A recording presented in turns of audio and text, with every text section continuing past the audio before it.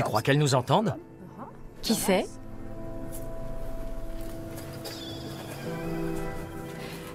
Bonjour à tous. Bienvenue dans Xenius. Adrienne et moi plongeons aujourd'hui dans un univers qui recèle manifestement bien des mystères. C'est le monde des plantes. Les plantes ont certes été longtemps méconnues, mais les travaux des botanistes montrent de plus en plus que les plantes recèlent des capacités particulières. Quelles sont les prouesses du monde végétal? Telle est la question du jour, ici à Bonn. J'avoue que je m'entretiens régulièrement avec mon ficus et que je le caresse comme ça. Il me semble que ça le fait pousser. Tu crois que c'est utile? Franchement, j'ai du mal à y croire, mais je ne demande qu'à être convaincu. Par mesure de précaution, cher ficus d'Émilie, si je t'ai sous-estimé jusqu'à présent, je le regrette amèrement. Commençons par voir un peu ce que les plantes ont de si spécial. Les plantes existent depuis la nuit des temps. Il n'y avait alors sur Terre que des organismes unicellulaires comme les bactéries, les algues ou les levures. Leurs caractéristiques étaient très différentes. Certains avaient une respiration autonome, d'autres puisaient leur énergie dans la lumière du soleil. Jusqu'à ce que, il y a 1 milliard d'années environ, l'un de ces organismes unicellulaires en absorbe un autre. La nouvelle entité cumulait les capacités des 2 cellules. Elle pouvait aussi bien respirer que tirer profit de la lumière solaire. L'ancêtre de nos plantes actuelles venait de naître. Les végétaux sont tout de suite très inventifs. Pour se multiplier, ils entreprennent de se diviser, de se propager sous terre et de donner ainsi naissance à une plante génétiquement identique. Mais au fil de l'évolution, les plantes vont élaborer des stratégies encore plus raffinées pour se reproduire. Elles vont répandre des effluves enchanteurs, briller de mille feux ou dispenser un délicieux nectar. Tout cela incite les insectes à la fécondation. Ceux-ci transportent alors leur pollen vers les fleurs d'autres plantes de même nature. L'avantage, c'est qu'en panachant les caractères héréditaires, cette technique assure la pérennité de l'espèce. Avec de la lumière, du gaz carbonique, de l'eau et du pigment végétal vert, les plantes fabriquent du sucre tout en libérant de l'oxygène. Dans la lutte pour la lumière solaire, les plantes les plus robustes s'imposent, poussent plus vite et plus haut. Les plantes ont des talents multiples. Elles ont le sens de l'adaptation et sont manifestement bien plus astucieuses qu'on ne le croyait. Ça en fait des qualités. Force est de reconnaître que ton ficus en a aussi. Mais s'agit-il vraiment d'intelligence? Cette question intéresse le professeur Dieter Volkmann, ici à l'Institut botanique de Bonn. Merci de nous recevoir aujourd'hui. Quels sont les points communs entre les plantes et les hommes? Il y a quantité de points communs entre les hommes et les plantes. Mais je voudrais d'abord souligner les différences, car elles sont manifestes. Et extérieures. En effet, tandis que les points communs se situent plutôt à l'arrière-plan.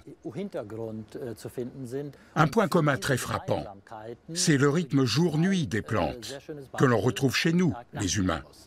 Il y a les couche-tôt et les lève-tard, les oiseaux de nuit et les alouettes matinales. Admettons que je fasse la fête chez moi toute la nuit avec beaucoup de musique et de lumière. Est-ce que ça dérange ma plante? Si elle supporte ça tous les jours, elle finira par en souffrir. Vous aussi d'ailleurs. Je ne fais pas ça tous les soirs. Ah bon? Si on empêchait une plante de dormir pendant 15 jours, en l'éclairant 24 heures sur 24, elle en souffrirait beaucoup. Et sans doute n'aurait-elle bientôt plus le goût de vivre. À votre avis, les plantes auraient-elles une conscience? Une conscience, ce serait beaucoup dire. C'est là un terrain pour les philosophes. Qu'est-ce que la conscience? Qui a une conscience? Personnellement, je dirais que la plante n'en a pas. Mais elle ne peut pas bouger. Elle est attachée à un lieu. Elle est obligée de se confronter aux facteurs environnementaux, même quand ceux-ci se modifient. C'est-à-dire qu'elle doit identifier ce qui a changé et réagir en conséquence. Et elle élabore un système extrêmement complexe. Vous pouvez nous montrer ça? Je peux vous montrer ça en laboratoire. Suivez-moi. Volontiers.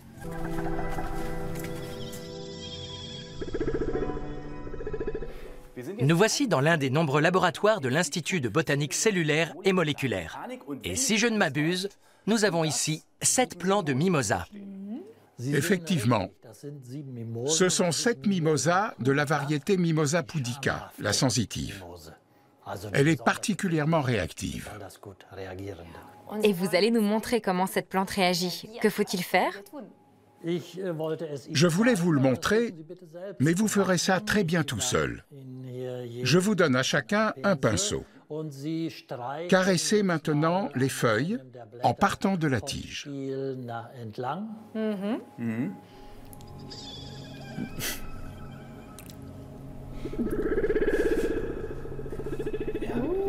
Elle se recroqueville déjà. Alors, Oui, elle bouge. Allez, Gili Gili. Elle est toujours aussi susceptible? oui, bien sûr. À moins de l'anesthésier comme cela se fait chez les humains, avec de l'éther ou du chloroforme. Je vais vous montrer ça. D'accord.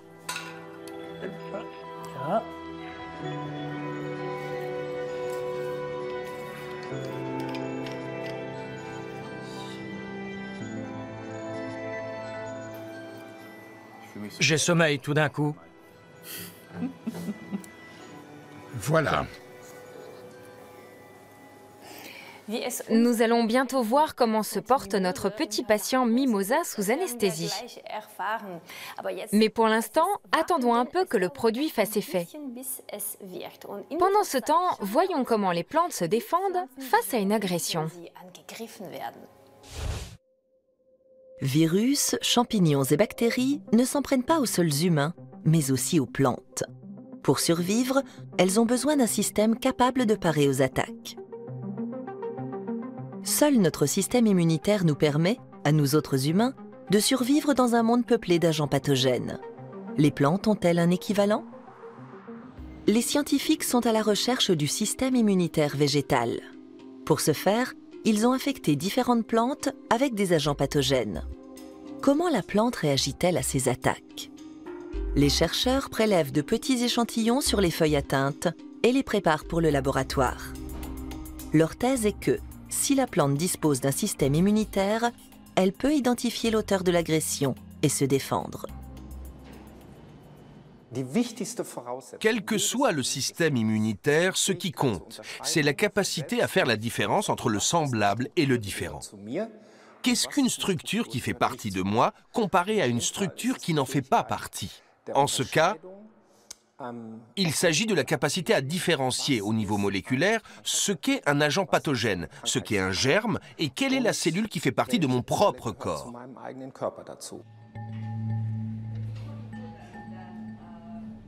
Les chercheurs isolent chacun des composants de la plante. Ce qui leur permet de faire une découverte étonnante, ils trouvent des capteurs. L'écran radar de la défense végétale, en somme.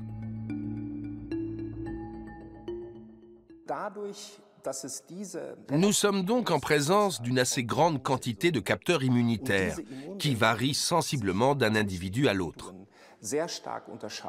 Cela donne lieu à un système capable de distinguer le semblable et le différent d'une manière assez comparable à ce que font les anticorps chez l'humain. Voici comment fonctionne la défense végétale. Des centaines de ces capteurs immunitaires se trouvent dans la paroi cellulaire et guettent les dangereux envahisseurs. Si elles découvrent des virus, des champignons ou des bactéries, elles sonnent l'alarme, c'est-à-dire qu'elles transmettent un signal à l'intérieur de la cellule. Et la cellule contre-attaque séance tenante.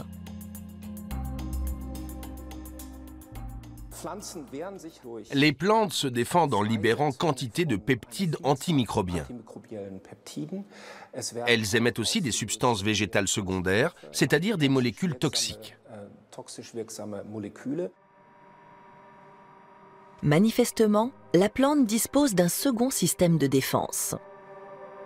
Si un intrus parvient à circonvenir le radar végétal et à pénétrer dans la cellule, un deuxième bouclier est activé depuis l'intérieur de celle-ci. Ce gardien peut alors lancer à son tour une riposte, comme ici contre un champignon en pleine effraction. Et chaque agression est pour la plante l'occasion d'apprendre. Les plantes ont une forme d'immunité acquise. Elles peuvent en effet se souvenir s'il y a déjà eu une infection pathologique ou une première réponse immunitaire. Mettons qu'il y en ait eu une première il y a 15 jours et que la plante fasse une infection secondaire. Elle affiche alors bel et bien une immunité renforcée contre cette surinfection.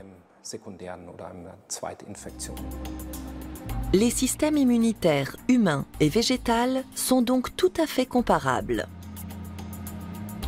Sur la base de ces constatations, les chercheurs espèrent pouvoir un jour modifier entièrement l'arsenal phytosanitaire. À mon avis, il y a tout à fait lieu d'espérer pouvoir ainsi réduire l'usage de fongicides et de produits phytosanitaires. On pourra utiliser le système immunitaire végétal pour réduire l'intervention chimique. Les plantes ont manifestement besoin de beaucoup moins d'interventions extérieures qu'on ne le croyait jusqu'à présent. Elles ont mis au point leur propre stratégie de défense, avec succès.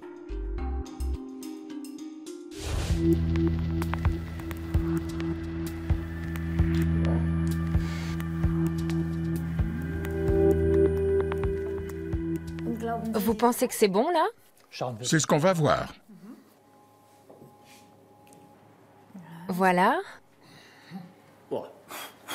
Oh, ça sent l'éther. Bon.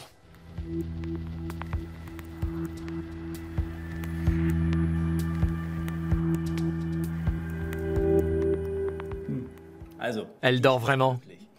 Est-ce qu'elle rêve? Ça a marché. Elle est vraiment anesthésiée. Que prouve cette expérience? Nous avons vu que l'influx d'excitation se propageait de feuille en feuille. Et cette expérience prouve que la conduction de cet influx a été interrompue par l'anesthésie. Il y a donc un système de perception. Est-ce qu'on sait comment ça marche? Il pourrait éventuellement s'agir d'un courant électrique. En effet, ça va très vite, comme chez nous. À un feu rouge, nous avons l'habitude de réagir très rapidement. C'est ce que fait la plante. On peut donc penser à des signaux électriques. À la fin de la réaction, se produit un déplacement à queue. Et c'est cette perte d'eau qui entraîne le repli des feuilles. Les plantes perçoivent-elles autre chose? Nous savons aujourd'hui que les plantes peuvent percevoir et traiter une bonne douzaine de facteurs environnementaux. Donc beaucoup plus que nous, avec nos 5 ou 6 sens. C'est ce que nous allons démontrer maintenant. D'accord.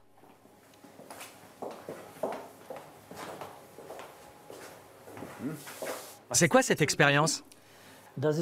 C'est le test classique pour mettre en évidence la capacité à la prise de décision. Il est utilisé pour les souris, les mouches et toutes sortes d'animaux. Vous voyez là un Y renversé, avec des racines de maïs qui poussent là-haut, dans le tube. Les bras sont remplis de substances différentes, de l'eau par exemple, que les plantes vont chercher bien sûr. Nous pouvons tout aussi bien y ajouter des anticorps. À ce moment-là, la plante aura tendance à éviter ce bras et à pousser dans l'autre. Je vais vous montrer ça avec le petit film que nous avons tourné pour vous. Regarde, il y a une tige qui tâtonne un peu. Mais elle s'est décidée. Oui. Nous prenons toujours 3 ou 4 racines, de manière à pouvoir établir une sorte de comportement statistique. Là, elles vont toutes dans le même sens. Comment fait la plante? Nous pensons qu'à l'extrémité des racines se trouvent des cellules capables de capter des signaux. En fait, nous sommes absolument convaincus que chaque racine latérale comporte un système situé tout à l'extrémité. Pour un plant de maïs, il peut y avoir des centaines, voire des milliers de pointes comme celle-ci. Les plantes sont donc tout à fait capables d'identifier des dangers et de les évaluer. Mais il n'y a pas que ça. Elles peuvent aussi planifier à long terme. Le biologiste examine chacune de ces baies à la loupe. Harald Auge et son équipe ont cueilli à travers toute l'Allemagne quelques 2000 fruits d'épine-vinette. Ces scientifiques en examinent la surface en quête de petites piqûres. Les traces d'une mouche qui adore le jus de l'épine-vinette. Par l'odeur alléchée, cet insecte explore la baie. Il commence par un examen attentif afin de s'assurer qu'aucun concurrent ne l'a précédé. Car non contentes de s'enivrer de nectar, les femelles de cette mouche des fruits comptent bien y établir un nichoir. Rassurée, celle-ci perce un petit trou et pond un œuf dans la pulpe. Non seulement c'est un stress pour la plante, mais cela représente aussi un déficit en matière de reproduction. En effet, elle perd ainsi des graines dont elle a grand besoin si elle veut se reproduire.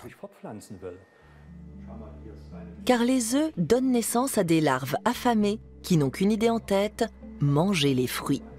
C'est donc la perte de toutes ces graines et de sa descendance qui menace l'épine-vinette.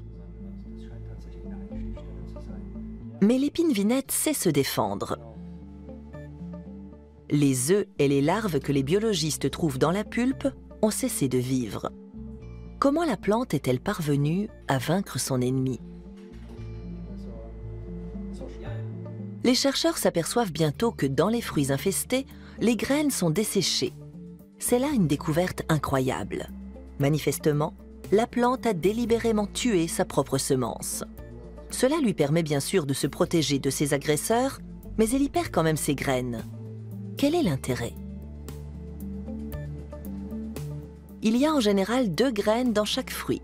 Si l'épine-vinette en fait mourir une, la larve meurt d'inanition et la deuxième graine est sauvée. La reproduction est ainsi assurée. Mais il arrive que la baie ne recèle qu'une graine. Le vinettier recourt alors à une autre tactique. Si l'arbuste s'aperçoit, entre guillemets, qu'il n'y a qu'une seule graine dans la baie, il va la maintenir en vie. La plante va miser sur une mort naturelle de l'œuf ou de la larve, ce qui peut se produire. Le fruit serait alors sauvé. Il faut donc tabler sur 1 ou 2 graines dans le fruit. L'épine-vinette peut alors décider de la tactique à mettre en œuvre. Une plante pourrait-elle anticiper alors qu'elle n'a pas de cerveau? La réponse viendra des mathématiques. Les chercheurs confient leurs observations à un modèle informatique. Ils pourront ainsi être sûrs que le comportement du vinettier n'est pas dû au hasard. Les résultats ont révélé que nous sous-estimions totalement les capacités des plantes. Elles sont manifestement à même de prendre des décisions complexes, en reliant des facteurs externes et internes, et ce, tout en prévoyant ce qui pourrait éventuellement se produire si la larve évoluait. Il y a là un discernement, une arborescence de décisions déjà très évoluée, que nous n'aurions pas soupçonné chez des végétaux. Cela nous a beaucoup étonnés. Rien n'a donc été laissé au hasard. Mais la recherche continue. Comment les plantes savent-elles combien il y a de graines dans un fruit? Et comment choisissent-elles la tactique à employer contre les mouches? Une chose est sûre, aussi incroyable que cela paraisse, leur comportement est stratégique. Professeur, les plantes sont donc à même de planifier. Sont-elles ainsi plus proches de nous qu'on ne l'aurait cru? Elles nous sont plus proches qu'on ne le croyait jusqu'à présent. Ça, c'est certain. De là à leur attribuer un cerveau ou un comportement les rapprochant de l'humain ou des animaux évolués, je dirais qu'on en est encore loin.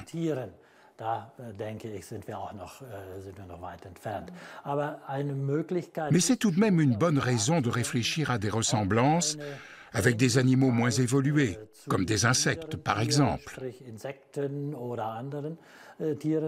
Sachant qu'il ne s'agit bien sûr que d'analogies.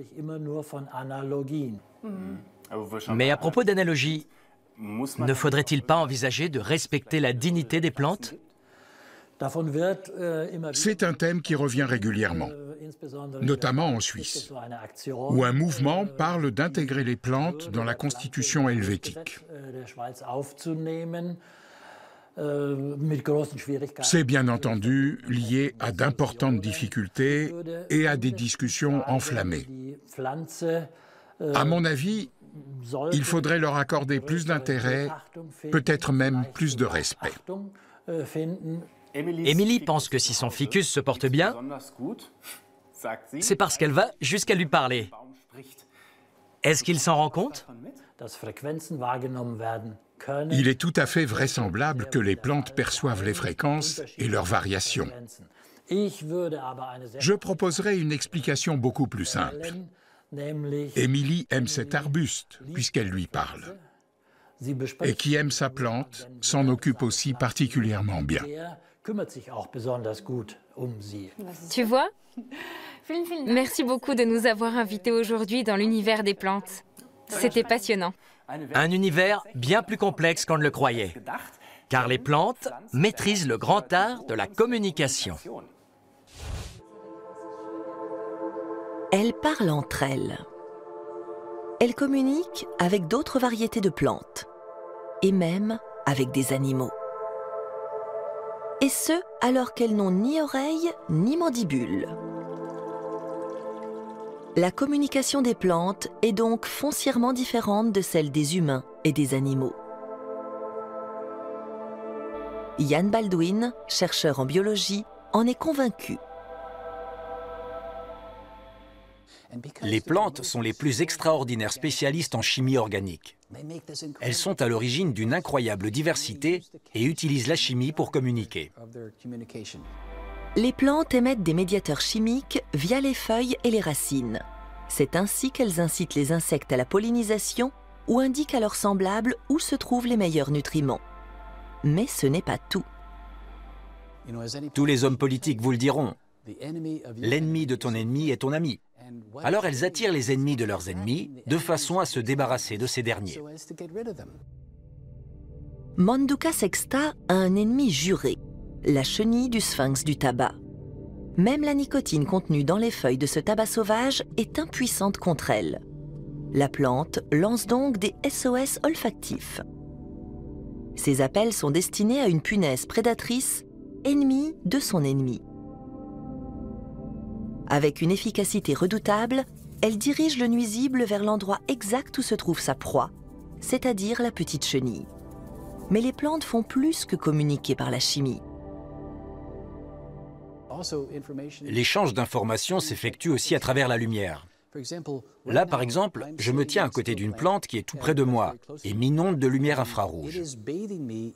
Si j'étais une plante, j'aurais des phytorécepteurs partout, des phytochromes B, B1, B2, grâce auxquels je capterais la lumière que réfléchissent les autres végétaux pour me dire « Oh, il y a du monde à telle ou telle distance ».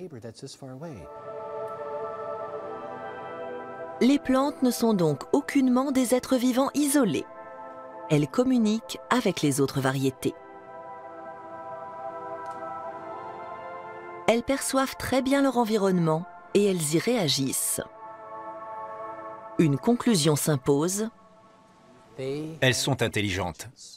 Elles n'ont peut-être pas la matière neurologique que nous appelons cerveau, mais elles n'en sont pas moins capables de performances pour lesquelles nous autres humains utilisons notre cerveau. Il ne faut pas corréler l'intelligence à la présence d'un cerveau.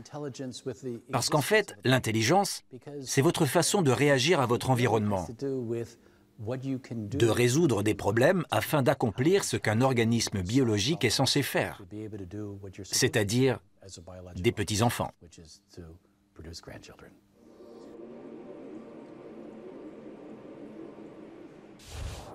C'est fou. Les plantes peuvent communiquer, identifier les dangers, élaborer des stratégies. Je n'aurais jamais soupçonné autant de propriétés humaines chez les végétaux.